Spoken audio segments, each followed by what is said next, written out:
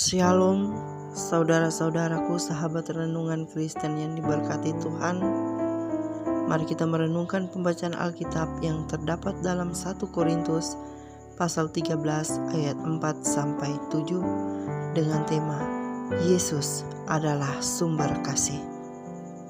Saudara-saudaraku, apakah kita pernah bertanya-tanya apa yang akan terjadi jika Tuhan benar-benar bosan dan tidak sabar mendengarkan keluhan dan permintaan kita? Bagaimana jika Tuhan memberitahu bahwa Dia sudah tidak tahan dengan ketidaktaatan kita dan sudah menyerah dengan kita? Bagaimana jika Dia berkata bahwa kepercayaannya terhadap kita telah hilang dan tidak ada harapan lagi bahwa kita akan berubah? Bayangkan jika Tuhan benar-benar menyatakan semuanya itu. Bukankah kita akan hancur? Itu sudah pasti. Namun kabar baiknya adalah Bapa Surgawi kita tidaklah demikian. Kasih-Nya begitu sempurna dan tidak terukur, sehingga kita tidak bisa memahami sepenuhnya.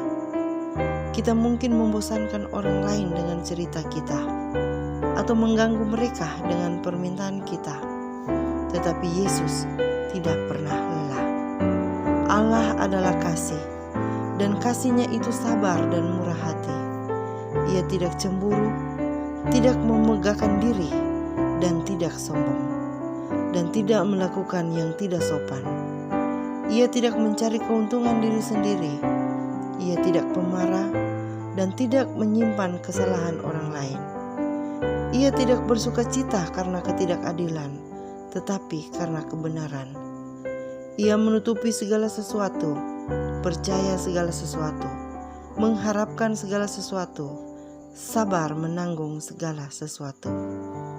Kasih-Nya dapat diandalkan dan tidak ada kasih yang melebihinya. Jika kita telah mengalami kasih-Nya yang menakjubkan itu, dan memahami begitu besarnya Dia mengasihi kita, maka kita akan bisa mengasihi orang lain seperti Dia mengasihi mereka. Memahami kedalaman kasih-Nya tidak hanya terjadi dalam waktu sekejap. Kita perlu senantiasa mengalami kasih-Nya dengan membangun hubungan yang intim dengannya dalam kehidupan kita sehari-hari. Mengucapkan aku mengasihimu kepada orang lain cukup mudah. Tetapi seringkali kita lupa bahwa kasih jauh lebih dari sekedar kata belaka. Kasih adalah memberi tanpa mengharapkan imbalan apapun. Sudah bukan rahasia lagi bahwa kita seringkali gagal untuk menunjukkan kasih kepada orang yang kita kasihi. Kasih dan kesabaran manusia sangat terbatas.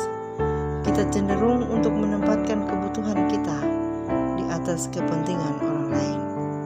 Kita berpikir bahwa sah-sah saja jika kita memaafkan tapi tidak melupakan, dengan alasan bahwa orang-orang yang menyakiti kita perlu belajar. Ketika kita mengasihi orang lain dengan kekuatan kita sendiri, kita akan merasakan banyak kekecewaan. Satu-satunya cara untuk memiliki hubungan jangka panjang yang baik dan sehat adalah ketika kita memiliki Yesus sebagai sumber kasih. Kasih Allah adalah sempurna dan abadi. Tidak peduli berapa banyak orang yang mungkin akan mengecewakan, kita akan menemukan kekuatan untuk mengabaikan kekecewaan itu dan bertahan melalui setiap keadaan.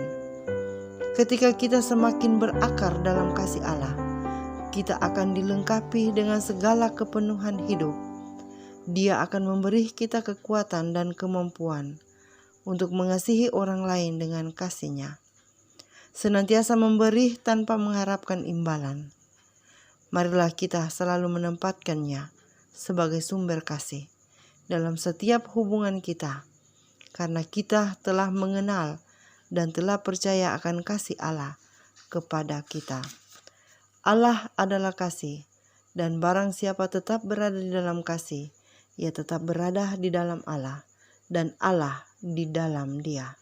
1 Yohanes pasal 4 ayat 16. Tuhan Yesus memberkati kita selalu. Amin.